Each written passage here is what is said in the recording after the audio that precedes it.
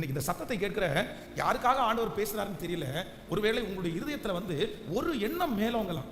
யாரோ ஒருத்தருக்கு முன்னாடி போய் நிற்கும் போது நான் குறைஞ்சு போயிட்டனோ, இல்ல இவங்களை விட நான் இப்படி குறைஞ்சு போயிட்டேனோ, இவங்களை விட நான் அழகா இல்லையோ, இவங்களை விட நான் திறமசாலியா இல்லையோ, இவங்களை விட நான் இன்னும் ரொம்ப படிக்கலையோ, நான் இப்படி இருந்திருக்கலாம்ல, எனக்கு மட்டும் ஏன் இப்படி வந்துருச்சு, நான் மட்டும் ஏன் இப்படி இருக்கிறேன். ஒருவேளை அப்படிப்பட்ட ஒரு தாழ்வு மனப்பான்மையோ இல்லை என்றால் உங்களை குறித்து அப்படிப்பட்ட ஒரு எண்ணம் இருக்குமானால் ஆண்டவர் என்ன வாக்கு கொடுக்கிறாருன்னா, அந்த எண்ணம் ஒரு தேவனுடைய பிள்ளைக்கு கண்டிப்பாக இருக்கவே கூடாது. எத்தனை பேர் ஆமோதிக்கிறீர்கள்? நீங்க குறைஞ்சு போகல. உங்களுக்கு உரிய காரியத்தை கர்த்தர் உங்களுக்குள்ளே கிருபையாய் கர்த்தர் வைத்திருக்கிறார். அவங்க முன்னாடி நான் அழுக்கா இருக்கிறேனோ, இல்லை அவங்க முன்னாடி நான் நல்ல ட்ரெஸ் பண்ணல, அவங்க முன்னாடி நான் நல்லா சம்பாதிக்கல, அவங்க முன்னாடி நான் நல்ல திறமசாலியா இல்லை அப்படின்ற நினைவு எனக்கு வராதபடி என்னை காத்து கொள்ளுகிற ஒரு நல்ல தேவனாகிய கர்த்தர்